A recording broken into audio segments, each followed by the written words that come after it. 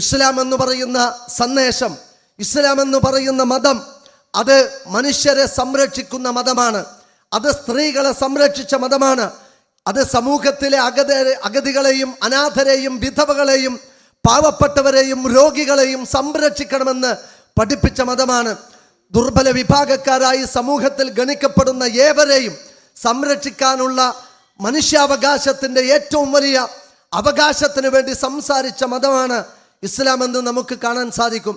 അതുകൊണ്ട് തന്നെ ഇസ്ലാമിനെ പഴഞ്ചനായി അവതരിപ്പിക്കുകയും അത് പറയുന്ന ധാർമ്മികതയുടെയും മനുഷ്യാവകാശത്തിൻ്റെയും ശബ്ദങ്ങളെ വികലമായി അവതരിപ്പിക്കുകയും ഈ മതവിശ്വാസത്തെക്കുറിച്ച് തെറ്റായ ധാരണ ഇവിടെ പടർത്തുകയും ചെയ്താൽ അതുവഴി മതം വിടുന്ന ഒരു സമൂഹത്തെ തങ്ങൾക്ക് കിട്ടുമെന്നതാണ് ഇവരുടെ വിചാരം.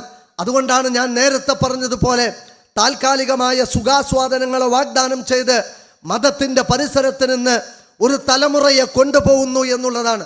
മതം നിലനിൽക്കുന്നിടത്ത് യുക്തിവാദികൾക്ക് നിലനിൽക്കാൻ സാധിക്കുകയില്ല. ദൈവവിശ്വാസം നിലനിൽക്കുന്നിടത്ത് നിരീശ്വരവാദികൾക്ക് നിലനിൽക്കാൻ കഴിയുകയില്ല.